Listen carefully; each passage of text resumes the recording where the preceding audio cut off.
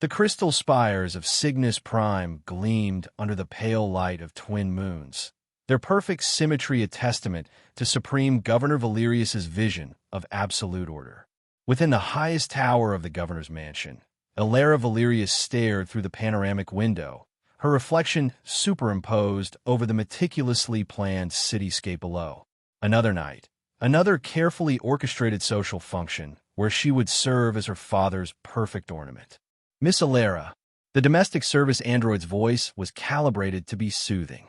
The Supreme Governor requests your presence in the East Reception Hall. The guests will arrive in 37 minutes.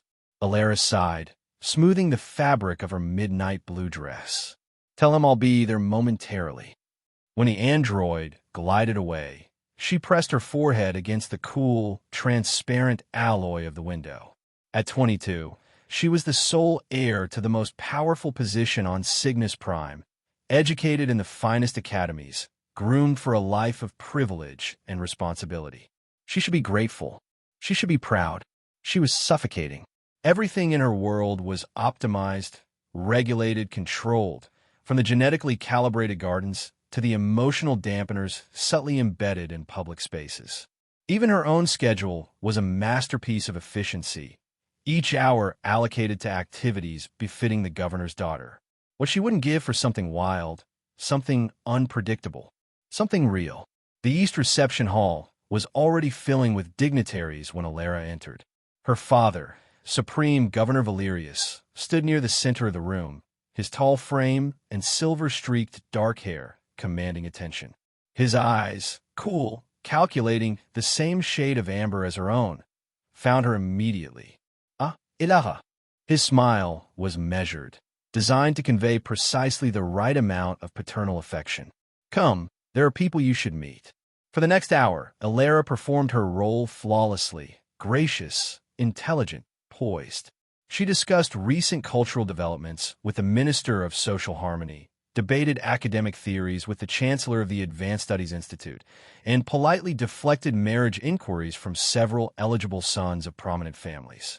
All the while, she felt her father's evaluating gaze.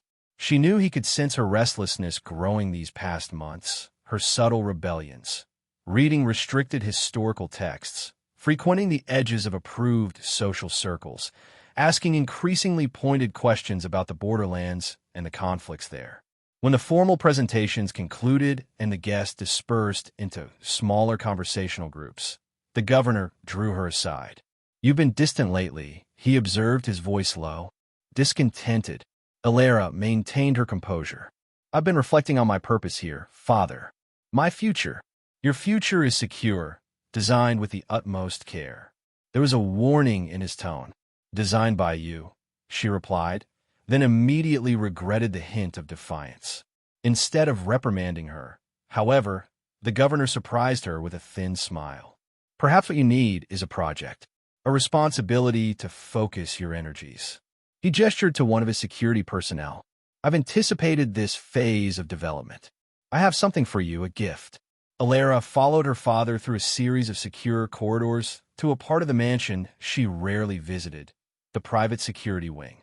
They entered a sterile chamber where 2 guards stood at attention beside what appeared to be a containment cell with transparent walls. Inside was a figure that made Ilara freeze in shock. It appeared humanoid, but there was something unmistakably alien in his features. Tall and lean, with skin that seemed to absorb light rather than reflect it, a strange iridescent quality visible along the edges of his form. His hair was black with an unusual blue sheen, cropped close to his skull. But it was his eyes that captured Ilara's attention. Vertical pupils set in irises the color of burnished gold, watching her with an intensity that made her heart race. Around his neck was a heavy metal collar inset with pulsing tech, clearly of Signian design. What is this? She whispered. Subject 8, her father replied. A specimen from the recent pacification campaign in the lawless territories. Classified as a subspecies, humanoid, but distinctly non-human in capabilities and cognitive patterns. The Science Directorate has been studying several of them. And you're giving him to me? Ilara couldn't hide her disbelief. As a companion animal, yes. They're quite intelligent by bestial standards, trainable, protective. The collar prevents aggressive behavior and vocalization. The governor's voice took on a lecturing tone. Their species communicates primarily through instinctual signals rather than complex language, despite their appearance. This male is young, healthy, and has demonstrated higher adaptive capacity than most. I thought he might provide you with the stimulation you seem to be seeking. Alara stared at the creature, who stared back unblinkingly. There wasn't a hint of the animal dullness she would expect from a subspecies. Instead, she saw calculation, assessment, and something that looked unervingly like contempt. The collar's constraints can be adjusted through this control, her father continued, handing her a sleek device. He's been inoculated against all known pathogens and parasites. The directorate assures me he'll be no danger to you. Alara approached the transparent barrier, studying the being beyond it. A person packaged as a pet. The thought should have revolted her. Instead, she felt a surge of curiosity tinged with excitement. Something unpredictable had finally entered her perfect world. "Does he have a name?" she asked. "A designation only. You may name him as you wish." She met those strange golden eyes again. "I'll call him Nyx," she decided, thinking of the ancient word for night. Darkness with hidden depths. 2 weeks later, Alara found herself adapting to life with her unusual pet. Nyx had been installed in quarters adjoining her own, sparse but comfortable, more like a servant's room than a kennel, at her insistence. She'd refused the leash her father provided, though the collar remained, occasionally pulsing with subtle light when Nyx moved too quickly or approached restricted areas. He was a mystery that consumed her thoughts. Though he made no verbal sounds, his behavior betrayed an intelligence far beyond what her father had described. He observed everything with those unnerving eyes, learning the patterns of the household with remarkable speed. He responded to her commands selectively, obeying when it suited him, ignoring her when it didn't, always watching for her reaction. Alara found herself talking to him as if he could understand, at first to fill the silence, then increasingly because she was convinced he did understand. She told him about her studies, her frustrations with Cygnian society, her childhood memories, things she'd never shared with anyone else. He would listen, head tilted slightly, sometimes responding with subtle shifts in posture or expression that seemed too nuanced for mere animal communication. "You're not what they say you are you?" she asked him one evening as they sat in her private garden. Nyx perched on a stone bench while she sketched his remarkable features. "I've researched all the registered subspecies classifications. There's nothing like you in the databases I can access." Nyx's eyes narrowed slightly, his only response. "It's all right," she continued softly. "I won't tell anyone, but I know you understand me." That night, the governor's mansion hosted a diplomatic reception for off-world representatives, a carefully choreographed event to showcase the prosperity and harmony of Cygnus Prime. As usual, Alara was expected to attend as the model daughter. In a moment of impulse, she used her authority to have Nyx brought along, dressed in formal attire that complemented her own, a silent shadow whose exotic appearance would serve as a conversation piece. Her father's disapproval was evident but contained, unwilling to create a scene before their guests. "An unusual companion you've chosen to display," observed Ambassador Krell, a corpulent diplomat from a neighboring system. "I wasn't aware the Cygnian elite had adopted the practice of keeping exotics." "Nyx is unique," Alara replied with a practiced smile. "Father acquired him specially for me." "Indeed? I had heard rumors about specimens captured from beyond the rift, but I didn't realize they'd been domesticated." The ambassador peered at Nyx with unmasked curiosity. "Fascinating structure. Almost convincingly human, isn't it? But the eyes give it away, predator eyes. Does it perform tricks?" Before Alara could respond, the lights throughout the reception hall flickered, then dimmed completely. Moments later, emergency lighting activated, bathing the room in an eerie crimson glow. "Security protocol," Alara explained to the startled ambassador, though unease prickled along her spine. Blackouts were virtually unheard of in the governor's compound, with its redundant power systems. Then the screaming began. Black-clad figures materialized from service entrances and air ducts, wielding energy weapons. Security personnel moved to intercept them, but the attackers had the advantage of surprise. Guests scattered in panic as plasma bolts seared through the air. Alara found herself separated from the main security contingent, pushed back against a pillar as she tried to make sense of the chaos. Through the crowd, she glimpsed her father being hustled toward a secure exit by his personal guard. A shadow detached itself from behind a toppled serving table, an attacker who had circled around the main conflict. He raised his weapon, aiming not at the fleeing governor, but at Alara. Time seemed to slow. Alara saw the weapon powering up, knew she had no time to run. Then something crashed into her from the side, sending her sprawling as a plasma bolt scorched the pillar where she'd stood. Nix! He'd shoved her clear, his eyes wild, the collar around his neck flashing angry red as he violated its behavior constraints. But instead of collapsing from the corrective shock the collar should have delivered, he snarled, an all-too-human sound, and launched himself at the attacker. What happened next defied everything Alara had been told about her pet.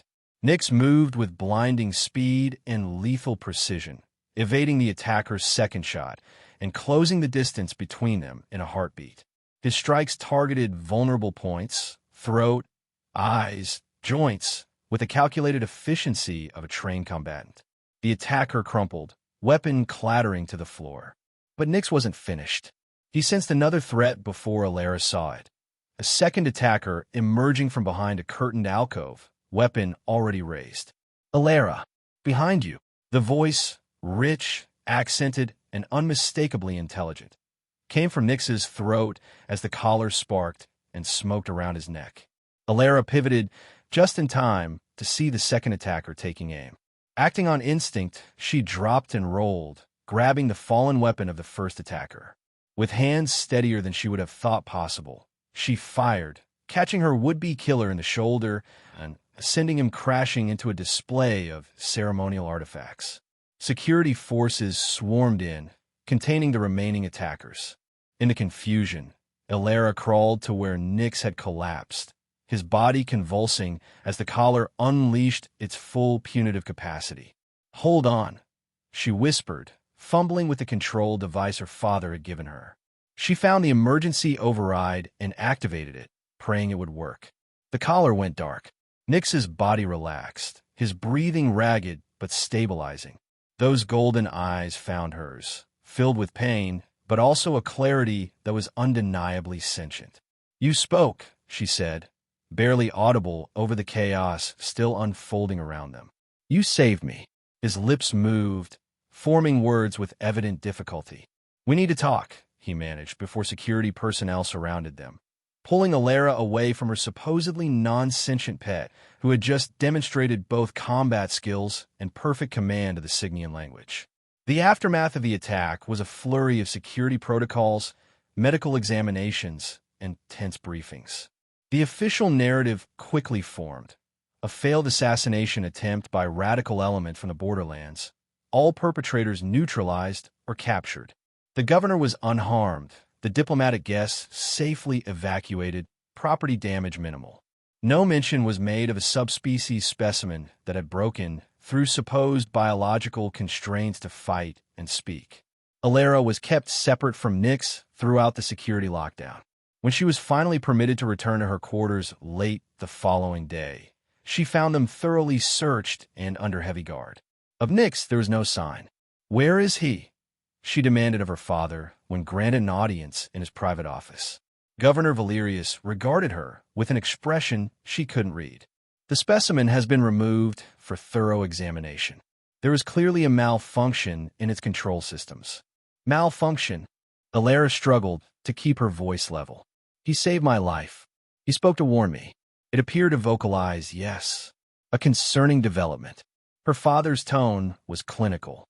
"The Science Directorate is investigating whether its conditioning has degraded or if perhaps its species has previously undetected mimicry capabilities. This isn't about mimicry." He understood what was happening. He made choices. Enough. The governor's voice hardened. You've experienced a traumatic event and formed an emotional attachment to a creature that appeared to protect you. This is understandable, but misguided. The specimen will be examined, its abnormalities addressed, and a determination made about whether it can be safely returned to you or should be remanded to the Science Directorate for further study. Alara recognized the immovable resolve in her father's posture. Pushing further now would only entrench his position. Instead, she nodded slowly. "I understand your concerns," she said carefully, "but I would like to be kept informed about his condition. He is, after all, my property, your gift to me." Something flickered in her father's eyes. Approval at her apparent acceptance of his authority, perhaps, or recognition of her tactical retreat. "Very well. I'll ensure you receive updates on its status." He turned his attention to a data display. The audience clearly concluded. Alara left with her mind racing. She'd glimpsed something in those chaotic moments during the attack. Not just Nyx's hidden capabilities, but a terrible doubt about everything she'd been taught about the world beyond Cygnus Prime's ordered society. That night, she used her security clearance to access restricted databases, searching for any information about humanoid species encountered in the Borderlands campaigns. She found sanitized reports of pacification operations against primitive settlements and insurgent enclaves, with clinical assessments of captured specimens, but nothing that matched Nyx's characteristics. When her searches triggered security flags, she switched tactics, reaching out to contacts at the university, a xenobiology researcher who owed her a favor, a librarian with access to pre-unification archives. The fragments she collected painted a disturbing picture. Systematic removal of information about certain encounters beyond the rift, classified research projects involving subjects with enhanced abilities, rumors of entire civilizations erased from official records. 3 days after the attack, Alara was informed that Subject 8 had been deemed stable enough to return to her custody, with enhanced security protocols in place. The new collar they had fitted him with was bulkier, with multiple redundant systems visible through its transparent casing. When security personnel delivered him to her quarters, Alara maintained a carefully neutral expression until they departed. Nyx stood motionless in the center of the room, his posture rigid, those remarkable eyes focused on nothing. Once they were alone, she approached him cautiously. "Nyx," she whispered. No response. His breathing was shallow and regular, pupils dilated despite the bright lighting. "Can you hear me? Can you speak?" Still nothing. Concern rising, she circled him, noting the angry red marks where the new collar met his skin. More disturbing was his expression, vacant, the intelligence she'd glimpsed completely absent. "What have they done to you?" she murmured, reaching out to touch his arm. The moment her fingers made contact, his hand shot up, clamping around her wrist with bruising force. Alara gasped, but before she could call for help, Nyx pulled her closer, his vacant expression unchanged even as his lips parted. "They're listening," he whispered, so faintly she could barely hear. "Cameras, monitoring vitals through the collar. Act normal. Talk to me like before. Tonight, 3rd hour of darkness. Bathroom, water running." Then he released her, resuming his vacant stare as if nothing had happened. Heart pounding, Alara took a step back. "You should rest," she said aloud, voice only slightly unsteady. "You've been through quite an ordeal." She spent the remainder of the day in an agony of anticipation, maintaining her usual routines while her mind spun with questions. At dinner with her father, she asked carefully neutral questions about Nyx's treatment and received carefully neutral answers in return. She detected a new wariness in the governor's assessment of her, a subtle recalibration of how he gauged her loyalty. When a mansion's chronometers marked the 3rd hour past midnight, Alara activated her bathroom's hydrotherapy system, creating a thunderous cascade of water that should mask any conversation. She found Nyx already waiting there, eyes clear and alert now. "We don't have much time," he said without preamble. His voice was deeper than she remembered, with an accent she couldn't place. "They've increased the suppression capacity, but I've learned to work around it temporarily. In about 20 minutes, the neural dampeners will overwhelm my consciousness again." "Who are you?" Alara demanded. "What are you?" A bitter smile touched his lips. My name is Kalen. Not Nyx, not Subject 8. I am the last surviving royal heir of the Starkeepers of Lyra Secundus, a civilization your father helped annihilate 3 years ago. The blunt statement struck Alara like a physical blow. That's impossible. Lyra Secundus is an uninhabited system. There's never been. There was. Kalen's golden eyes flashed. 6 billion souls. A civilization 10,000 years old. Erased from your history. Our achievements plundered. Our people either slaughtered or captured for experimentation. All because we possessed something your empire coveted. The ability to manipulate stellar energy directly, without technological intermediaries. You're saying my father participated in genocide? Alara felt sick, but a lifetime of political training kept her expression controlled. Why should I believe you? You shouldn't. Not without proof. His gaze was unflinching. But you've already started seeking answers, haven't you? You've seen enough discrepancies to doubt. The attack at the reception wasn't random. There are others, survivors, sympathizers, working to expose what happened and prevent the next phase. Which is weaponization. Your scientists have been trying to extract our abilities to integrate them into their weapon systems. They've partially succeeded with the energy manipulation aspects, but not the consciousness component that makes it controllable. His expression darkened. That's why specimens like me are so valuable. They're trying to reverse engineer our neural pathways. Alara struggled to process the enormity of what he was claiming. The collar, it suppresses your abilities? And much of my higher consciousness when fully activated. It's based on technology stolen from our containment systems, ironically. He touched the device at his throat. This new version is more sophisticated, but I've had practice. The more they study us, the more we learn about them too. What do you want from me? Kalen's gaze intensified. Help me escape. Help me access the evidence of what really happened at Lyra Secundus. With your security clearance and inside knowledge, we might reach the restricted archives. He leaned closer. The rebels who attacked the reception were working from incomplete information. But they're planning something bigger, using technology they don't fully understand, technology that could spread destruction far beyond Cygnus Prime if deployed incorrectly. You're asking me to betray my father, my world. I'm asking you to discover the truth. His voice softened slightly. You saved me from complete neural suppression when you deactivated the collar during the attack. I've seen how you question the structures around you. You don't belong in this perfectly ordered lie any more than I do in this collar. The water continued to thunder around them as Alara weighed impossible choices. If Kalen was telling the truth, her entire understanding of her society, of her father, was built on monstrous deception. If he was lying, she would be betraying everything for an enemy's manipulation. Yet when she looked into those strange golden eyes, she saw not the calculating hatred of an enemy, but a desperate honesty that resonated with her own hidden longings for truth. If, she began, then startled as Kalen suddenly grimaced in pain. Dampener cycling up, he gasped. Decision time, Alara Valerius. Tomorrow at the Botanical Conservation Dome. Public place, guards will keep distance.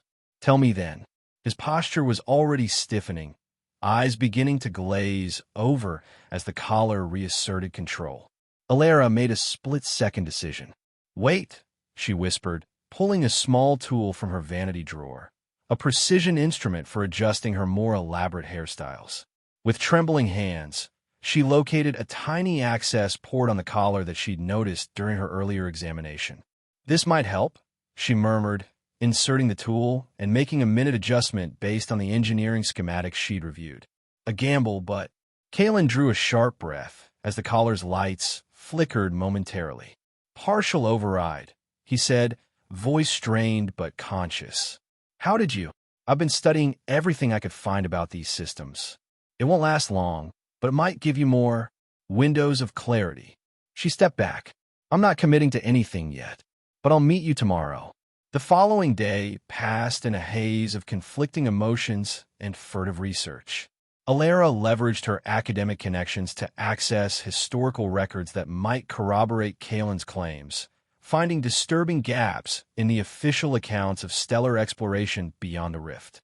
She noted patterns in resource allocation to the Science Directorate that spiked dramatically 3 years prior, coinciding with Kalen's timeline of the Lyra Secundus annihilation. When she visited the Botanical Dome with Nyx, as Kalen was still called in public, she maintained the appearance of a privileged young woman entertaining herself with an exotic pet.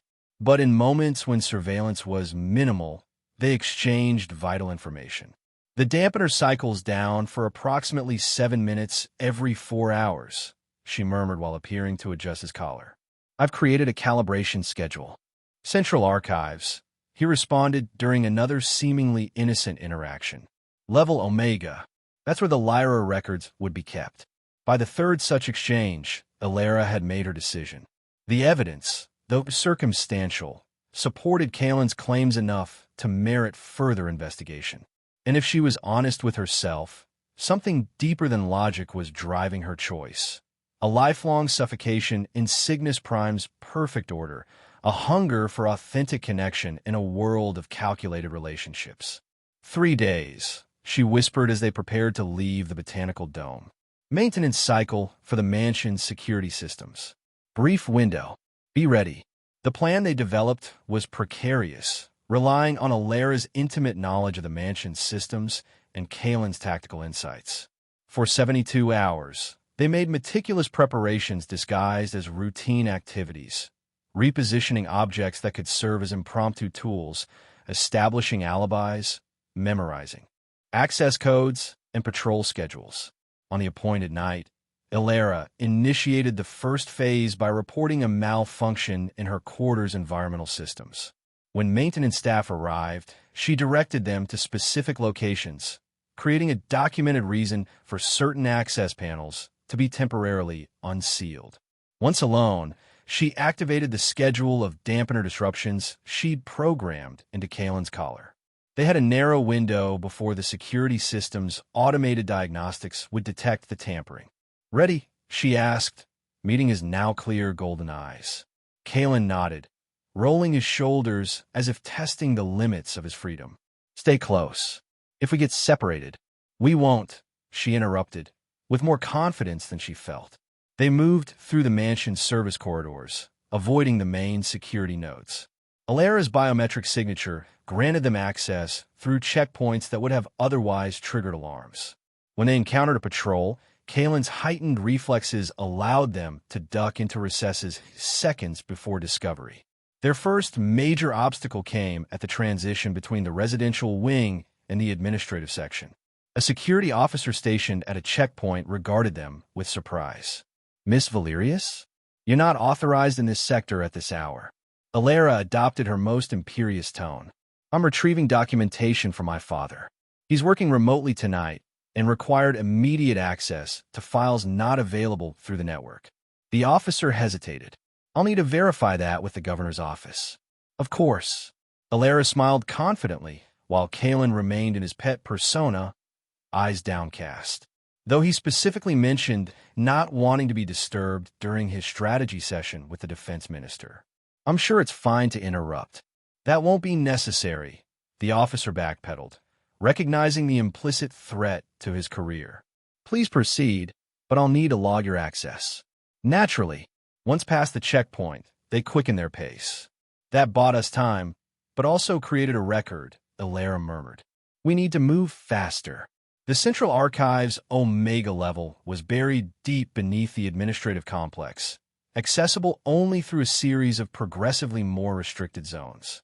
As they descended, the architecture shifted from palatial elegance to utilitarian functionality.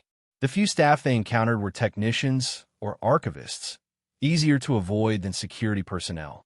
When they reached the final security barrier, a reinforced door with multiple authentication systems, Elara faltered. My credentials won't be sufficient here, she admitted. This requires directorate-level authorization. Kalen examined the system, then placed his hand over the biometric scanner. To Elara's astonishment, his skin seemed to shift subtly, taking on a barely perceptible pattern. One of our evolutionary adaptations, he explained quietly. Limited cellular reconfiguration.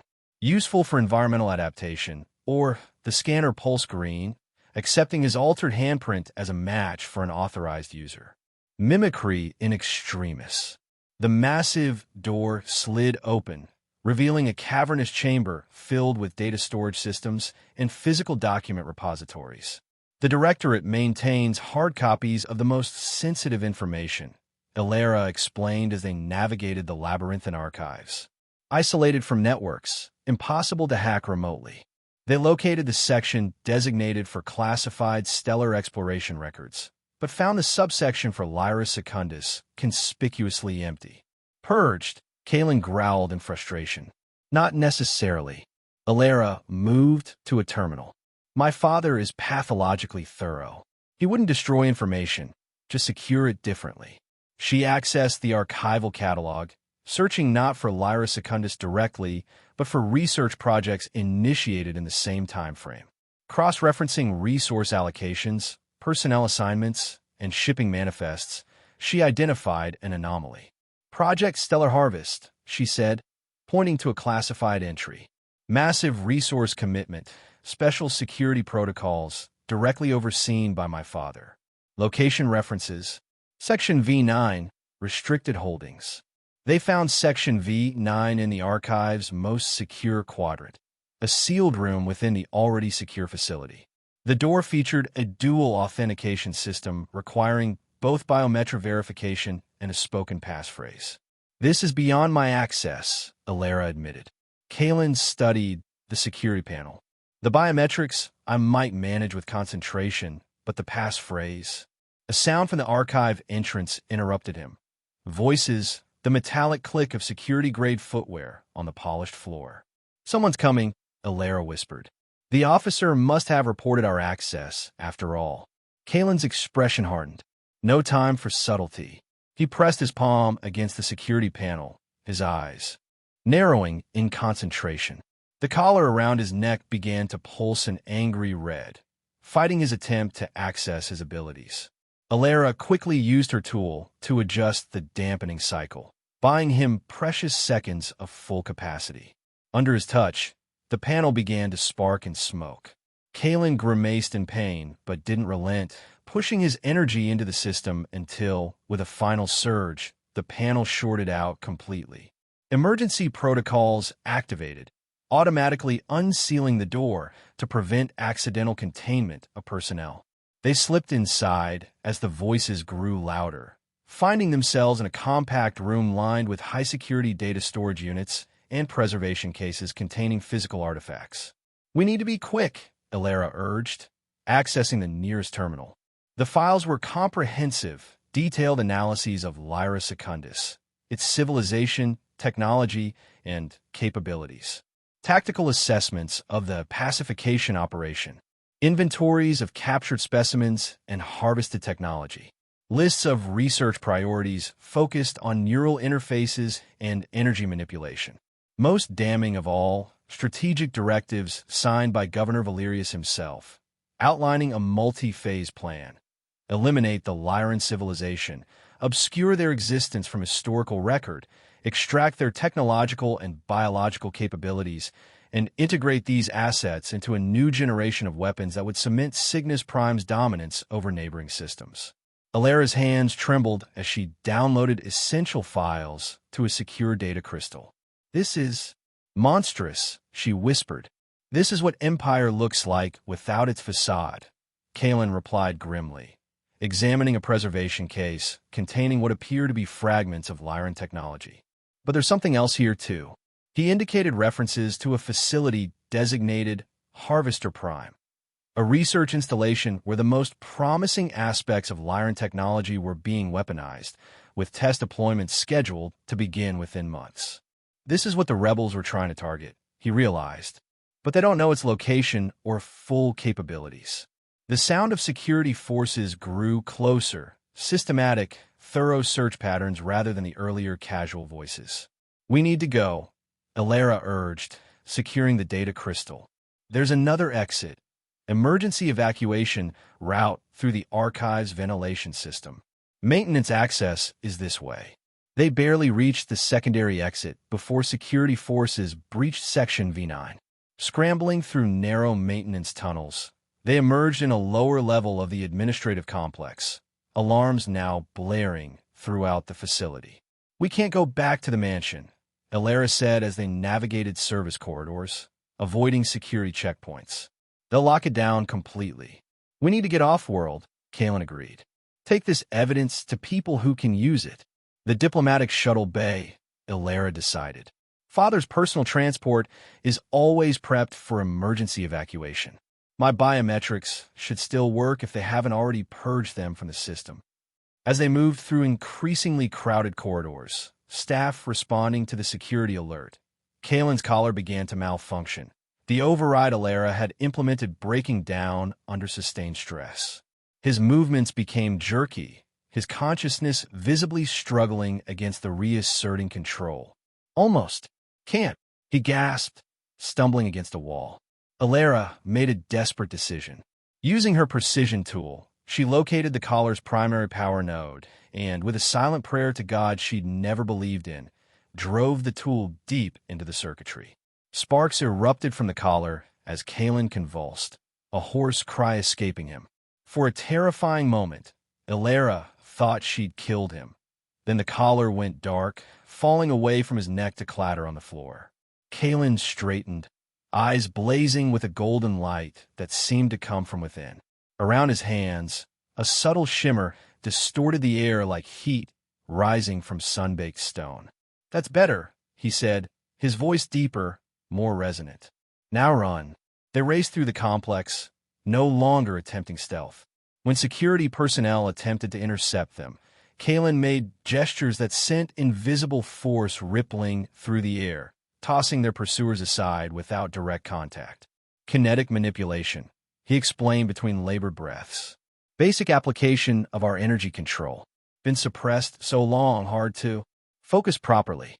They reached the diplomatic shuttle bay as the facility went into complete lockdown. Massive doors began to seal, emergency force fields activating throughout the complex.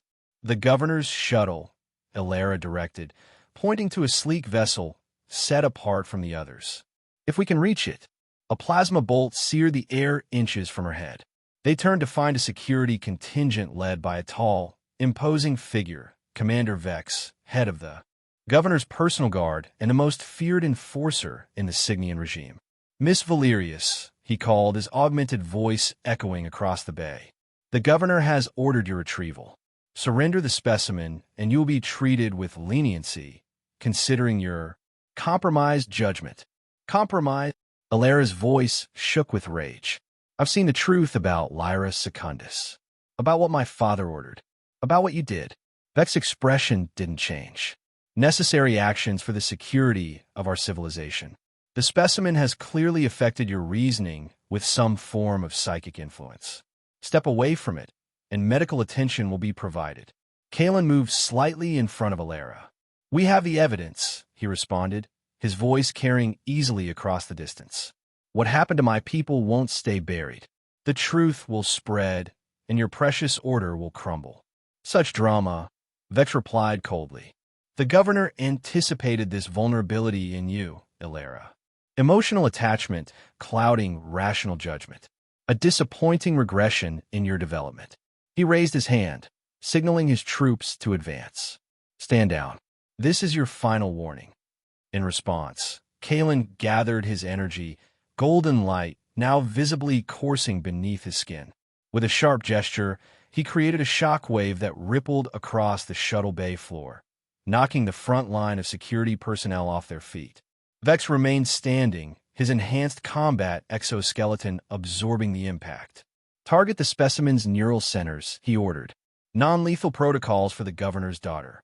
As security forces readied specialized weapons, Elara and Kalen made a desperate dash for the governor's shuttle. Plasma bolts sizzled around them, striking equipment and scorching the polished floor.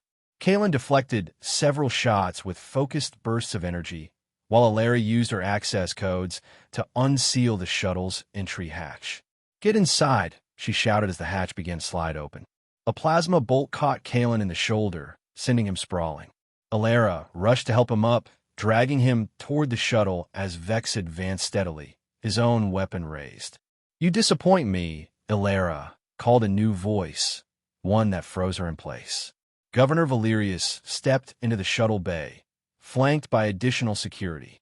His expression was one she'd never seen before, not anger, not even disappointment, but a cold assessment that made her feel like another specimen for classification. "Father," she acknowledged, still supporting the injured Kalen. "Release the subject and come here," Valerius commanded. "Whatever it's told you, whatever you think you've discovered, I can explain." "Explain genocide?" she challenged, her voice surprisingly steady. "Explain erasing an entire civilization from history so you could steal their abilities and weaponize them." A flicker of surprise crossed the governor's face, quickly masked. "You've accessed restricted information without context. These actions were necessary for our survival and advancement." The Lyrans represented an existential threat with their abilities that could have been turned against us at any moment. "Lies," Kalen hissed through clenched teeth, golden blood seeping between the fingers pressed to his wounded shoulder. "We were peaceful, isolationist. We wanted nothing from your empire. Except you possessed what we needed," Valerius replied coldly. "Evolution is inefficient, Alara. Why wait millennia for natural selection when we could integrate their capabilities directly? The sacrifices were regrettable but necessary for our ascension." Alara stared at the man who had raised her, searching for any trace of the father she thought she'd known. "And the Harvester Prime facility? The weapons you're building? How many more civilizations will be regrettable sacrifices once you deploy those?" Valerius's expression hardened. "Enough. This specimen has clearly compromised your reasoning. Commander Vex, secure my daughter. The subject is to be contained with maximum restrictions." Vex and his forces moved forward in perfect formation. Alara felt Kalen tense beside her, gathering what energy he could despite his injury. "Get to the shuttle," he murmured. "I'll hold them off." "Not without you," she insisted. "There's no time to argue." A deafening explosion rocked the far side of the shuttle bay. Alarms shrieked as emergency containment fields activated, cutting off sections of the facility. Through the chaos, new figures emerged. A strike team in mismatched armor, moving with precision despite their ragtag appearance. Resistance forces, Kalen identified, hope flaring in his eyes. "They must have tracked us through the archive breach." The Resistance fighters engaged Vex security forces, creating a chaotic firefight across the shuttle bay.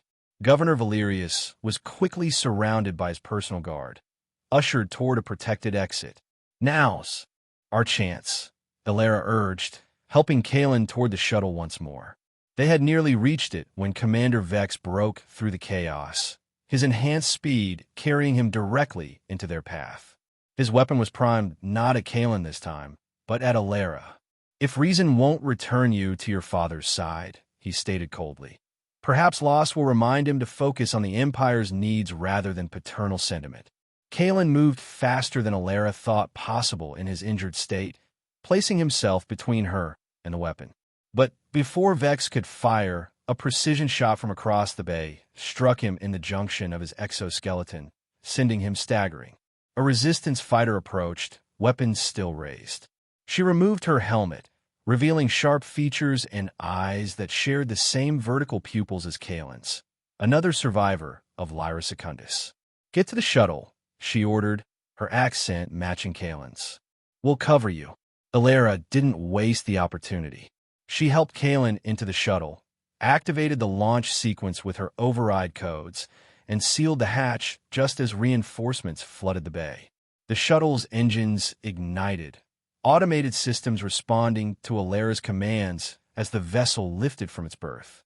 Security protocols attempted to override the launch, but Alara's knowledge of her father's contingency codes allowed her to bypass them. "We're clear," she announced as the shuttle broke free of the facility's airspace, accelerating toward the upper atmosphere. "Auto-navigation is set for the nearest neutral trading hub. It's the best I could manage on short notice."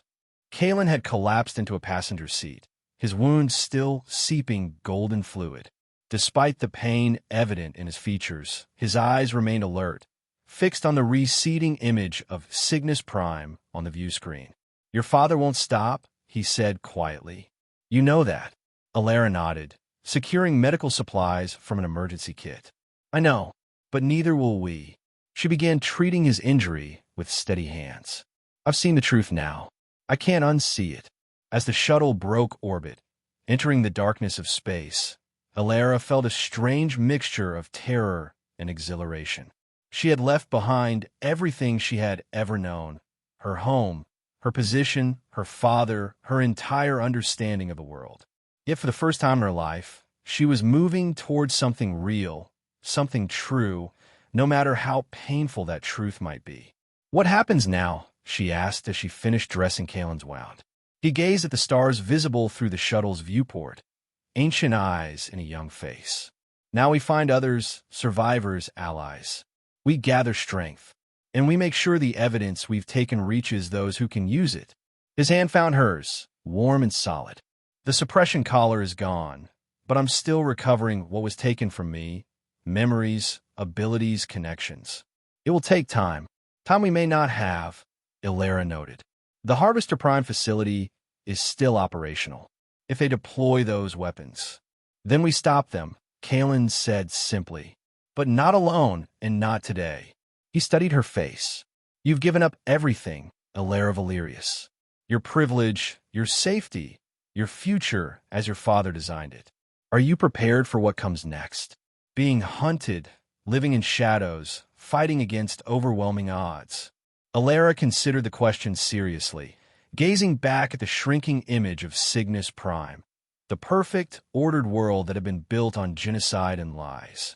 "I was never meant for the life my father planned," she said finally. "I always felt it, that wrongness beneath the perfect surface. I just never knew how deep it went." She turned from the viewport to meet Kalen's golden eyes. "I don't know if we can win, but I know we have to try." The shuttle accelerated to jump velocity, the stars stretching into lines of light as they left Cygnian space behind. 6 days later, they docked at Meridian Station, a sprawling, chaotic trading post situated at the junction of 3 commercial space lanes, outside the direct control of any major power. Here, among the tangled corridors and crowded marketplaces, fugitives could disappear, information could be traded, and unlikely alliances could form away from Imperial surveillance. Alara had spent the journey studying the files stolen from the archive, piecing together the full horror of what had been done to Lyra Secundus. Meanwhile, Kalen had focused on recovery, gradually accessing more of his suppressed abilities as the effects of long-term neural dampening faded.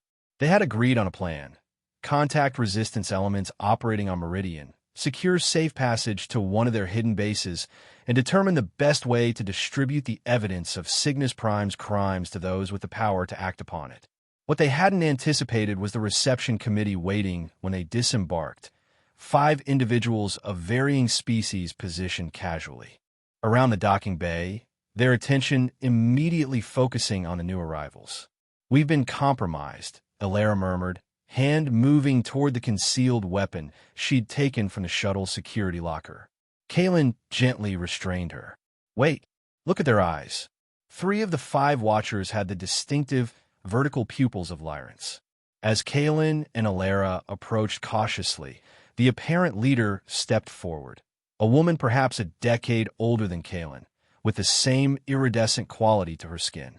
"Kalen, son of Terrace," she greeted formally in the Lyran language, then switched to common speech. "We feared you lost with the royal household." Kalen straightened, emotion tightening his features. "Shara, you survived." The reunion that followed was both joyous and somber, survivors finding each other, sharing accounts of escape, captivity, and loss. Shara, it emerged, had been Kalen's father's chief security advisor, off-world during the attack on Lyra Secundus. She had spent the years since gathering scattered survivors and building a network to oppose Cygnus Prime's expansion. "And now you bring us the governor's daughter," Shara observed, her gaze shifting to Alara with undisguised suspicion. "She risked everything to help me escape," Kalen stated firmly. And she brings evidence that could shift the balance. They were escorted through Meridian Station's labyrinthine corridors to a concealed safe house, a converted storage facility buried deep within the station's maintenance levels. There, more survivors had gathered, along with allies from worlds threatened by Sigmian expansion. The data Crystal Alera had stolen became the center of intense analysis. Technical experts verified its authenticity, while strategic planners assessed the intelligence about Harvester Prime's capabilities and timeline. This confirms our worst fears, Shara announced to the assembled group after hours of examination. They've weaponized the stellar manipulation ability, created technology that can trigger artificial solar flares, directed against specific targets. Early deployment is scheduled within 3 months. Directed stellar events. Another Lyran explained for Alera's benefit. What took our people generations of training to perform safely on a small scale, they've mechanized into a weapon of mass destruction. A targeted solar flare could render an entire world uninhabitable in minutes. The implications were staggering.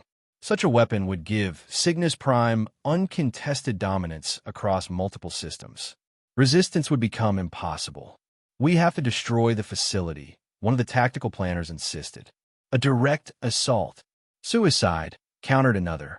Their security is impenetrable, especially now that they're on high alert after the archive breach. What about exposing them? Alera suggested. The evidence we have, if we could transmit it across all communication channels, reveal what they did to Lyra Secundus, what they're planning to do to others. Information alone won't stop a weapon, Shara said dismissively. And most worlds won't act until directly threatened. The debate continued, strategies proposed and discarded, until Kalen, who had been silent for some time, finally spoke. There's another option, he said quietly. The Harvester Prime facility is powered by energy cores extracted from Lyra Secundus, specifically from our celestial temples. Those cores contain not just energy, but consciousness, the preserved wisdom of our ancestors who achieved full stellar merging. A hush fell over the room. If I could access those cores directly, he continued, establish connection with what remains of our ancestors' consciousness, I might be able to trigger a resonance cascade from within, essentially causing the facility to consume itself. That would require you to be inside the facility, Shara pointed out. Inside the most heavily guarded research installation in Sigmian space. Yes, Kalen agreed. It would. All eyes turned to Alera. You know the security protocols, one of the planners said. The authentication systems. And your biometrics might still grant access if they haven't been completely purged. Even if they have, Alera replied, thinking quickly. I know override procedures, architectural vulnerabilities. Father designed fail-safes into everything. Pathways only he and his most trusted personnel would know. You would return to Sigmian space? Shara demanded incredulously. After your escape, they'll be hunting you specifically. Which makes me the last person they'd expect to return voluntarily, Alera countered. The planning that followed was intensive, drawing on every resource the Resistance Network could muster. Intelligence was gathered, disguises and false identities created, transportation arranged through a series of cutouts and intermediaries. Throughout the preparation, Alera observed the dynamics among the survivors. Kalen, she realized, was more than just the last heir of a destroyed civilization. He was becoming its reluctant leader, a symbol around which scattered refugees could unite. She also noticed how others watched her, some with outright suspicion, others with cautious acceptance. The governor's daughter, raised in privilege, built upon their suffering. Yet here she was, committing herself to their cause. The night before their mission was to begin, Alera found Kalen on an observation deck, gazing out at the starfield visible through Meridian Station's external viewports. Second thoughts? She asked, joining him at the railing. Many, he admitted with a faint smile, though not about the mission itself. More about after. If we succeed. If we survive. What comes next? She supplied. He nodded. For years, my only thought was survival, then revenge. Now, suddenly I'm responsible for the future of whatever remains of my people. Expected to lead, to rebuild something from ashes. His golden eyes reflected the starlight. I'm not sure I know how. Neither do I, Alara confessed. Everything I was trained for assumed the continuation of a system I now know is monstrous. What does that make me, and whatever skills I possess? Kaelin turned to face her fully.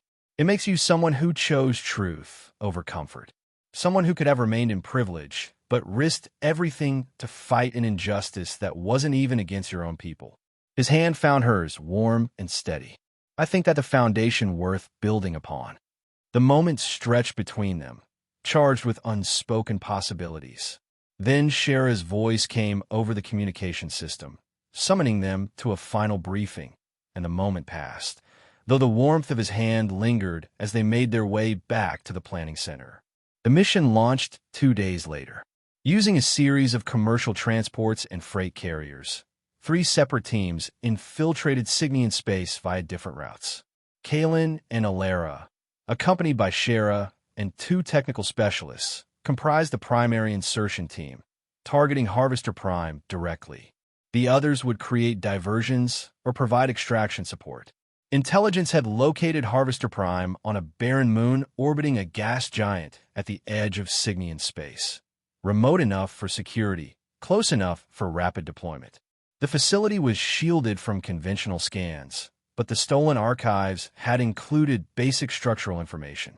Their approach was audacious in its directness, posing as a specialized maintenance crew responding to a fabricated critical systems alert.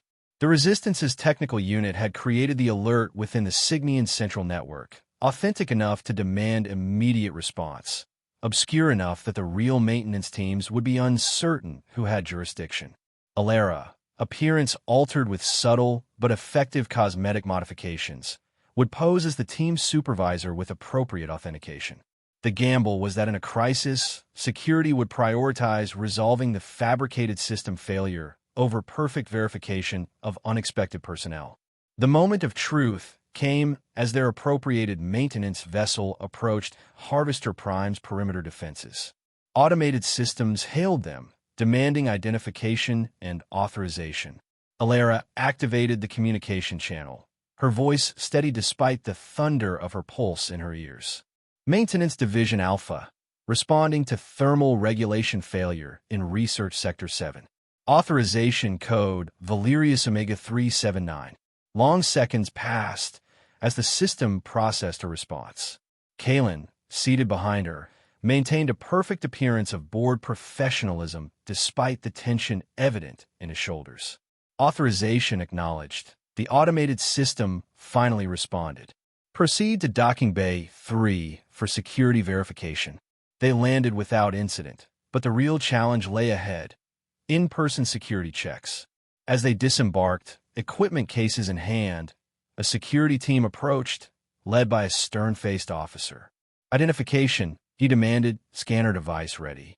Alara presented her falsified credentials, her expression conveying professional irritation at the delay. The alert specified critical failure in progress. Every minute wasted here compromises research assets. The officer scanned her credentials, then frowned at his device. This authorization pattern is unusual. Wait here while I verify with Central Command. Alara felt the mission balancing on a knife edge. If the officer connected to Central Security, the deception would unravel instantly. By all means, she replied coldly, but I suggest you first review Security Protocol 7A regarding emergency maintenance authentication. The governor implemented it specifically to prevent bureaucratic delays during critical systems failures. She held the officer's gaze. I'm sure he'll be interested to hear which officer prioritized double-checking over, preventing catastrophic damage to a priority research facility. The calculated invocation of both procedure and the governor's potential displeasure had the desired effect. The officer hesitated, glanced at his scanner once more, then reluctantly nodded. Proceed, he said curtly.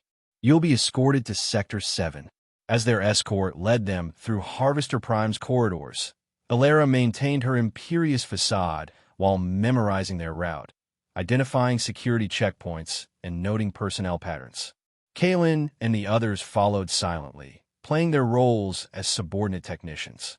Sector 7, they discovered, was indeed experiencing system irregularities, though not the catastrophic failure their fabricated alert had claimed. The Resistance's technical team had triggered actual minor malfunctions to support their cover story. Begin diagnostic procedures.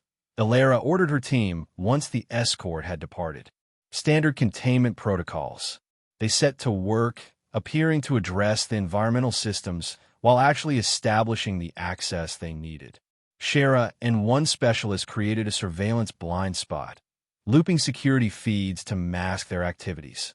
The other specialist tapped into the facility's internal network, mapping systems and locating their true target. Found it, he murmured after 30 tense minutes. Energy core chamber, 2 levels below. Restricted access, highest security protocols. And the cores themselves? Kalen asked quietly. Active. 3 primary units, all showing unusual harmonic patterns consistent with your descriptions of Lyran stellar matrices. Kalen's expression tightened. They're still conscious. Trapped, but conscious. We need a distraction, Shara insisted. Something to draw security away from the core chamber. Alara studied the facility schematics they'd accessed. Here, she said, indicating a research lab several sections away. If we trigger containment protocols in the weapons testing area, emergency procedures will automatically lock down that entire wing and redirect security resources. The plan evolved rapidly. Using maintenance access tunnels, Shara and one specialist would reach the designated lab and initiate an apparent containment breach. Dangerous enough to demand full response, controlled enough to avoid catastrophic damage or casualties. Meanwhile, Alara, Kalen, and the remaining specialist would use the diversion to access the energy core chamber. Once I connect with the cores, Kalen explained, I'll need at least 7 minutes to establish resonance. After that, we'll have perhaps 15 minutes to evacuate before the cascade becomes irreversible. Extraction team is on standby, Shara confirmed. Alternate route mark here if primary is compromised. She indicated an emergency evacuation tunnel on their stolen schematics. With roles assigned and timing coordinated, they separated, Shara and her partner disappearing into access tunnels while Alara led Kalen and the specialist toward the facility's lower levels, maintaining their maintenance crew cover. They had nearly reached the restricted elevator to the core level when alarms blared throughout the facility. Emergency lights flashed as automated announcements directed personnel to evacuation points and security teams to the affected sectors. Containment breach in Research Laboratory 9, the system announced. This is not a drill. All non-essential personnel evacuate immediately. Our cue, Alara murmured, leading them to the elevator. The security panel demanded authorization far beyond their falsified credentials. The specialist attached a decryption device to the panel, but shook his head after a moment. Too sophisticated. We'd need hours to break this. Alara studied the panel, remembering her father's patterns, his obsession with redundancy, with personal control. There's always a manual override, she said. Father never trusted fully automated systems. Her fingers searched the panel's edges, finding a nearly invisible seam. Pressing in a specific sequence, she exposed a secondary control system, analog, requiring physical keys rather than digital authentication. The old ways are sometimes the most reliable, she explained, drawing a slender tool from her equipment case. It took precious minutes of careful manipulation, but finally the mechanism clicked and the elevator door slid open. They descended to the core level in tense silence, emerging into a corridor noticeably different from the upper facility. Older architecture, heavier materials, suggesting this section had been constructed first, with the research center built above it later. The original site, Kalen guessed, where they first brought the captured cores. Following the specialist directions, they navigated through increasingly restricted areas, using Alara's knowledge of security protocols to bypass obstacles. Twice they had to hide from security patrols, redirected by the ongoing crisis above, each delay costing precious minutes from their timetable. Finally, they reached the core chamber, a massive circular room dominated by 3 towering cylindrical containers, each housing what appeared to be a miniature star, swirling masses of golden energy contained behind multiple force field barriers. The cores pulsed with rhythmic patterns, almost like heartbeats, connected to the facility above by massive conduits. Kalen stopped at the threshold, his expression a mixture of reverence and grief. "The heart of Lyra," he whispered, "stolen from our most sacred temple." Warning, the specialist interrupted, studying readings on a portable device. "Unusual energy signature detecting our presence. Security countermeasures activating." Around the chamber, automated defense systems emerged from concealed compartments, weapon emplacements targeting the intruders. "Kayla now," Alara urged. He strode forward, hands raised toward the nearest core. The chamber's defenses tracked him, weapons charging, but before they could fire, a pulse of energy emerged from Kalen's palms, not attacking the weapons, but reaching for the cores themselves. The golden energy within the nearest cylinder responded, surging toward his connection. The defense systems suddenly froze, their targeting systems confused by the unexpected energy patterns. They recognize him, the specialist realized. The ancestral consciousness is interfering with the security systems. Kalen had entered a trance-like state, his eyes glowing with the same golden light as the cores. His body suspended inches above the floor as energy flowed between him and the ancient consciousness of his people. Alara and the specialist took defensive positions, watching for human security forces that would inevitably respond. Minutes ticked by with excruciating slowness as Kalen communed with the cores, the energy patterns within the cylinders growing increasingly agitated. "Something's wrong," the specialist warned, checking his instruments.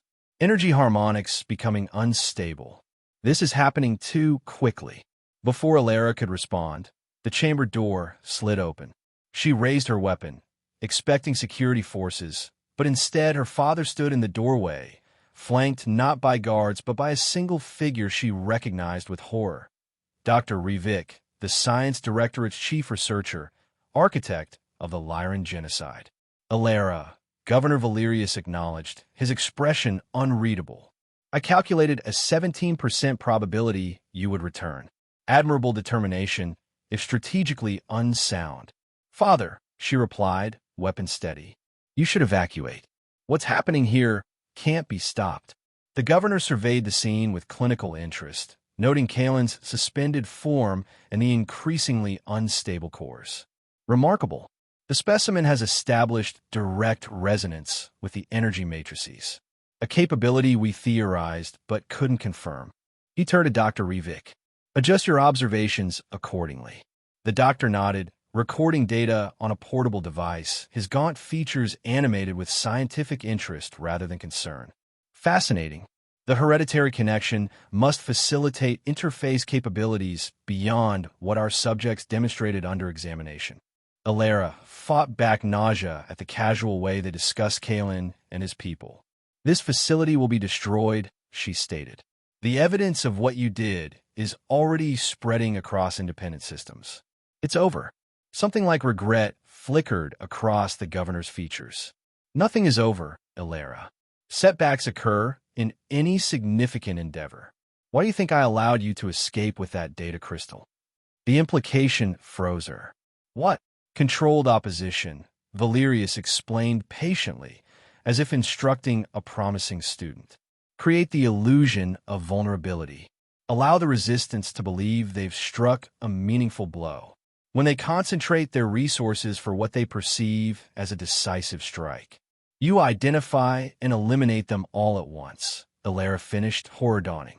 "This was a trap, not specifically for you," her father clarified, "though your participation provides an unexpected opportunity to recover valuable research subjects."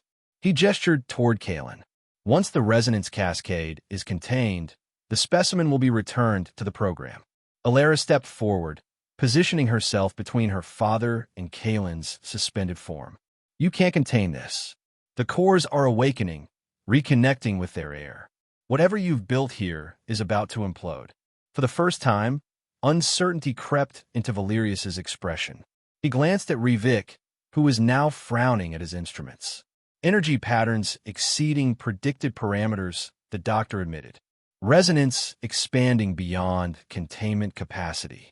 As if in response, the facility shuddered. Warning systems blared as the cores pulsing. Intensified, their golden energy swirling more violently within their cylinders. Evacuation protocols, Valerius decided. Collect what data can be salvaged. He turned his attention back to Alara. Come with me, daughter.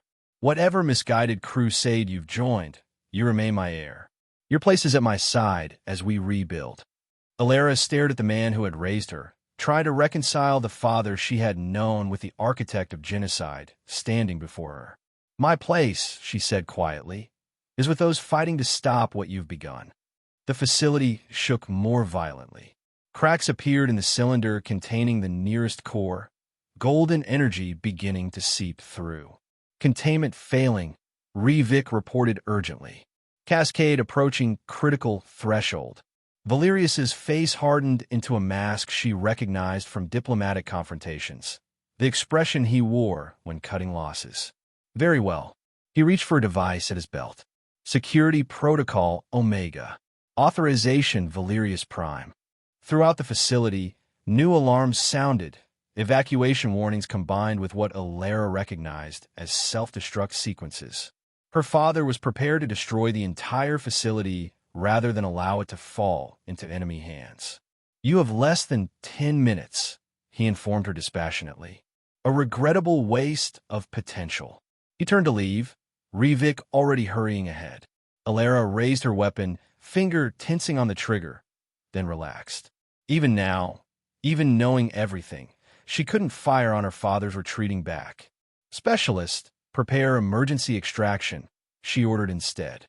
We need to disconnect Kalen before. A blinding surge of light interrupted her as the first core's container shattered completely, releasing its energy in a controlled wave that rippled through the chamber. Kalen's suspended form absorbed the brunt of it, his body now glowing so intensely she could barely look at him. The second and third cores followed in rapid succession, their containers failing as the ancestral energy rejected artificial containment.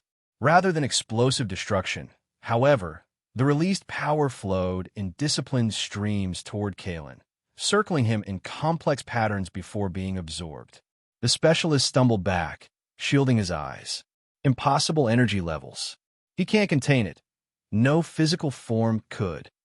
Alara stood her ground, even as the waves of power washing over her raised the hairs on her skin and set her nerves tingling. Kalen, she called. We need to go. The facility is set to self-destruct. For a moment, she feared he was lost within the overwhelming energy. Then his eyes focused, finding hers amid the golden maelstrom. When he spoke, his voice resonated with multiple harmonics, as if many voices spoke through him. The ancestors are free, he said. Their knowledge preserved, their power returned to its rightful guardian. He lowered slowly to the floor, the energy swirling around him gradually being absorbed into his form. But you're right, we must leave. This place is ending. The facility's destruction sequence continued its countdown as they raced through crumbling corridors, the structure now actively breaking apart as energy surges disrupted its foundation. They encountered panicked personnel evacuating, but in the chaos, no one challenged 3 more people fleeing for their lives. They reached their emergency extraction point, a maintenance airlock where Cher's team should have been waiting with transport, only to find it sealed by security lockdown. No sign of their allies. Secondary route. Alara decided immediately, leading them toward emergency escape pods designed for the facility's highest-ranking personnel. The pods were secured with the same level of protection as the core chamber had been, but the facility's ongoing disintegration had damaged many systems. Between Alara's knowledge of override protocols and Kalen's newly enhanced abilities, they managed to access a single functional pod. Launch sequence initiated, the specialist announced as they sealed themselves inside. 30 seconds to ejection. Through the pod's viewport, they watched as Harvester Prime began to collapse, sections imploding as the self-destruct sequence combined with the resonance cascades effects to tear the facility apart from within. The pod launched with a violent jolt, thrusters driving them clear of the destruction just as a final cataclysmic flash consumed what remained of the research installation. The shockwave caught them despite their head start, sending the small vessel tumbling through space, emergency systems struggling to compensate. When they finally stabilized, the viewport showed only floating debris where Harvester Prime had stood and the distant shapes of evacuation vessels fleeing in various directions. Tracking indicates multiple escape craft, the specialist reported, including likely high-value personnel transport, probably carrying your father. Alara nodded, unsurprised. Her father would have had contingency plans for every scenario, including total facility loss. This wasn't the end of his ambitions, merely a setback that would force him to rebuild. "Can you locate our extraction team?" she asked instead. The specialist worked with the pod's limited communications array. No clear signal. Interference from the destruction is masking transmissions. "We need to reach the rendezvous coordinates," Kalen said, his voice still carrying subtle echoes of the ancestral energy he now contained. The golden glow had faded from his skin, but his eyes remained brighter than before, power visibly simmering beneath the surface. "The others will either meet us there or have left instructions for secondary contact protocols." The pod's navigation system was basic, but functional. They set course for the predetermined coordinates, a minor trading outpost beyond Sigmian jurisdiction, and settled in for the journey, the small vessel's engines straining to maintain escape velocity. As the adrenaline of their narrow escape faded, Alara found herself studying Kalen with new concern. What happened back there? With the cores. He was silent for a long moment, eyes distant. "They were waiting," he finally said, conscious, trapped, but preserving what mattered most, the accumulated wisdom of generations who had achieved stellar communion. "When they sensed my presence, recognized my bloodline, they transferred themselves. Not just energy, but knowledge, memory, purpose. Is that why you look?" She gestured vaguely, unable to articulate the subtle but profound change in his presence. A smile touched his lips, sadder and older than before. "Different? Yes. I'm still myself, but now I carry them too. The last masters of the art, those who would have guided the next generation had Lyra Secundus survived." His expression grew solemn. "I am the vessel they chose to preserve what remains of our people's highest achievements."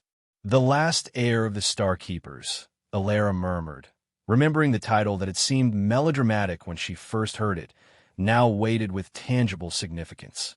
"And more besides," he acknowledged. "The convergence was not what I expected, not mere destruction of the facility, but reclamation of what was stolen. The knowledge your father sought to weaponize has returned to its rightful guardianship." The specialist, monitoring communications, suddenly straightened. Signal detected. Resistance frequency encrypted. After decoding, the message was brief but clear. Coordinates adjusted, extraction delayed, but proceeding. Maintain low profile until contact established. "They survived," Alara confirmed, relief evident in her voice. "Now we just need to reach them." The journey to the adjusted coordinates took nearly 3 days in their limited escape pod. During that time, Kalen spent long periods in meditative states, integrating the vast knowledge transferred to him from the ancestral cores. When conscious, he shared fragments of what he was learning. The true extent of Lyran's stellar manipulation arts, the philosophical underpinnings that had guided their use, the safeguards that had prevented their weaponization. "Our people viewed stars as conscious entities," he explained during one such conversation. "Partners rather than tools. The connection had to be established through respect, balance, harmony. What your father's scientists attempted, forced extraction and mechanical control, violated every principle that made the art possible. Yet they partially succeeded," Alara observed. "They created a crude approximation," Kalen corrected. Like building a hammer when you've glimpsed plans for a symphony orchestra. Destructive capability without nuance or understanding of consequences. His eyes took on that distant look that had become familiar. The cores were preserving the true knowledge, withholding it even as they were exploited. On the pod's final approach to their destination, a remote automated refueling station that served as the Resistance's temporary gathering point, they detected unusual activity.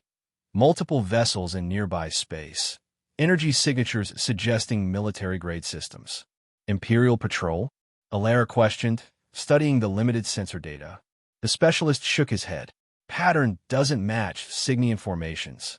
He adjusted their sensors. Wait, I'm receiving an identification ping. It's Shera's authentication code, but... He frowned. Something's off about the transmission pattern. Kalen leaned forward, suddenly alert. It's a warning. That's not the standard authentication sequence. It's a distress variant. Trap, Alara concluded immediately. Your father's controlled opposition strategy. The station's probably compromised, the specialist agreed. They're waiting for us. Kalen closed his eyes briefly, then spoke with quiet certainty. There's another option. A place the ancestors. Remember, a sanctuary established long before the conflict, beyond normal travel routes. Can you navigate there? Alara asked, with some adaptations to our navigation system. He began working with the pod's controls, inputting coordinates that corresponded to no charted destination in standard databases. They altered course, bypassing the compromised rendezvous point completely. The pod's limited fuel reserves meant the journey would tax their life support to its limits. But the alternative was capture or death. Days later, their systems nearly depleted, they approached what appeared to be an unremarkable asteroid field on the edge of a binary star system. Kalen guided them through a specific path among the tumbling rocks, eventually revealing what sensors identified as a small artificial structure embedded within one of the larger asteroids.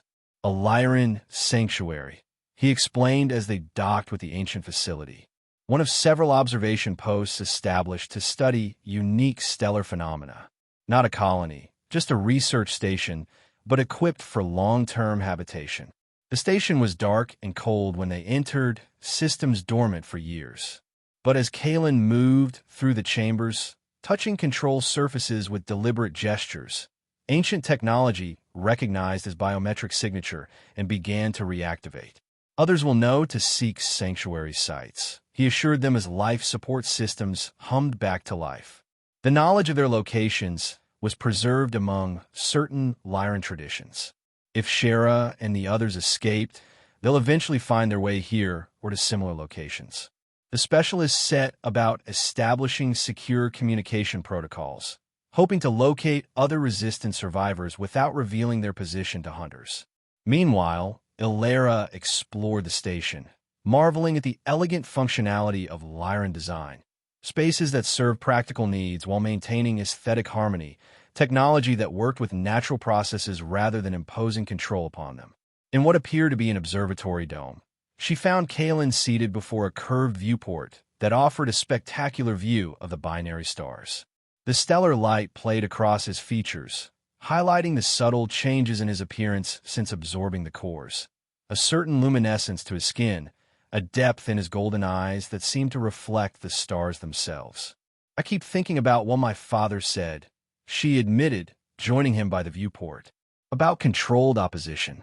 About letting us escape with the evidence. Kalen nodded. A legitimate concern. The information you stole may have been selectively prepared, damning enough to appear genuine, but carefully curated to lead resistance forces into predictable actions. Which means the broader evidence distribution we initiated from Meridian Station may still serve his purposes somehow, Kalen concluded. But he couldn't have anticipated everything. The cores were genuine. Their knowledge is now beyond his reach. And not all resistance cells would have followed the same strategy. What do we do now? Alara asked, the question encompassing more than immediate tactics. Kalen was silent for a moment, his gaze fixed on the binary stars. The ancestral knowledge offers perspective I'm still integrating. But one thing is becoming clear. This conflict cannot be won through conventional resistance. Your father's regime is too entrenched, too resourced, too willing to sacrifice anything for control. Then what alternative do we have? A different path entirely. He turned to her, expression illuminated with purpose. The Lyran approach was never domination, but harmony. Not destruction, but transformation.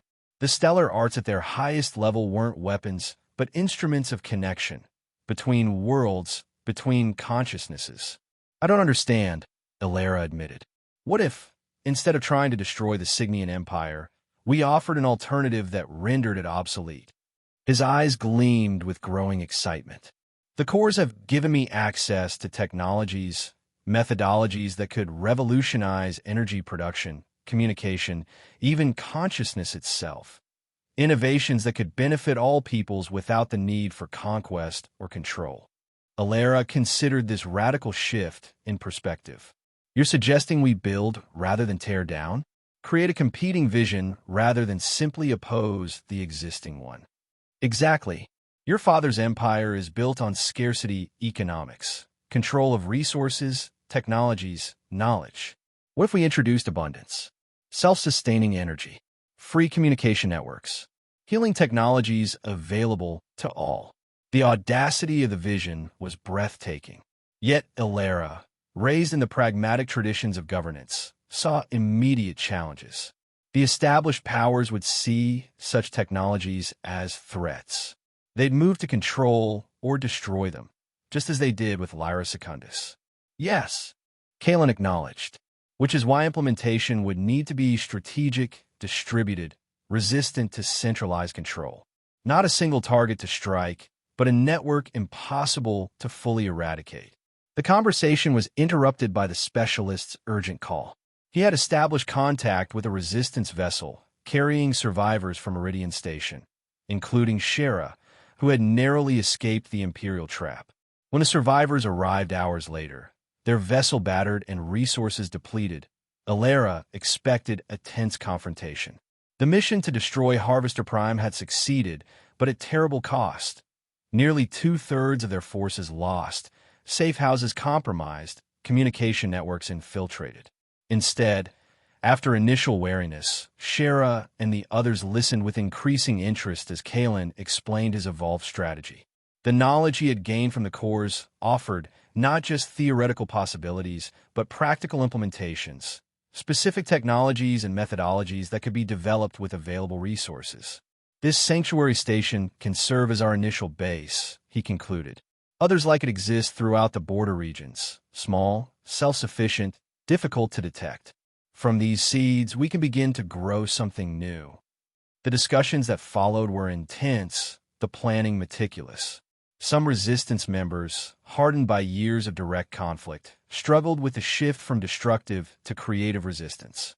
But as Kalen demonstrated fragments of what was now possible, manipulating energy in ways that defied conventional physics, establishing communication links across vast distances without detectable transmissions, skepticism gave way to cautious hope. Ilera found herself in a unique position within this emerging movement. Her understanding of imperial systems, governance structures, and social dynamics complemented Kalen's visionary technology. Together, they began mapping implementation strategies that could introduce Lyran innovations while minimizing imperial backlash. We can't just release advanced technology and expect positive outcomes, she cautioned during a planning session. My father's regime would either weaponize it or destroy it. We need to consider sociological impact, cultural integration, power dynamics. A valid concern, Kalen agreed, which is why distribution must be paired with education. Not just technical knowledge, but the philosophical framework that guided Lyran development. Technology, without wisdom, becomes merely another form of power to be contested. Days became weeks as their sanctuary grew into a functioning base of operations. Other survivors located their position, bringing resources, skills, and news from across the contested regions. Reports confirmed that Governor Valerius had publicly blamed terrorist elements for the destruction of a research installation, using the incident to justify increased security measures throughout Signian space. Yet beneath the surface, subtle changes were occurring. Information about Lyra Secundus had indeed spread, creating pockets of resistance and questioning even within Sigmian territory. The governor's control, while still formidable, showed hairline fractures, officials refusing certain orders, populations questioning official narratives, allied systems reconsidering their allegiances. 3 months after their escape from Harvester Prime, Elara stood with Kalen on an observation platform as the first practical implementation of their new strategy prepared to launch. A vessel unlike any constructed before, integrating Lyran stellar arts with conventional technology. Its mission, to establish self-sustaining energy sources on worlds suffering from Imperial resource restrictions. It's just the beginning, Kalen said, watching final preparations. A small step, but in a new direction, Elara added. She studied his profile, noting how he had grown into his role. No longer just a fugitive or resistance fighter, but a leader embodying both his inherited responsibility and his personal convictions. The burden of carrying his people's legacy had transformed him, just as her rejection of her father's legacy had transformed her. Their relationship had evolved too, from reluctant allies to partners in a shared vision. The attraction that had sparked between them had deepened into something more profound, a connection forged through shared struggle, mutual respect, and commitment to a future neither could have imagined months earlier. As the innovative vessel prepared for departure, carrying both technology and teachers to distant worlds, Elara felt a strange mixture of emotions, hope tempered by realism, determination shadowed by awareness of the challenges ahead. Her father's empire would not fall easily, nor would its underlying philosophies of control and domination be quickly displaced. "Do you ever regret it?" she asked suddenly. "That day in the mansion when you spoke, revealed yourself? You could have remained my pet, safe in your deception until a better opportunity arose." Kalen considered the question, his golden eyes reflecting the lights of the launch preparation. "No," he said finally. That moment of truth, choosing to save you, to speak, was the catalyst that set everything in motion. He turned to her, his expression softening. "Including this. Us. The future we're building." The vessel's engines ignited, illuminating the observation platform with brilliant light as it departed on its mission of transformation rather than destruction.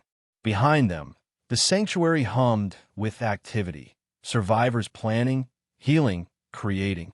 Before them stretched a path neither had anticipated when their journeys intersected. Not a quick victory through confrontation, but a long, challenging road of building alternatives to the very foundations of Imperial power.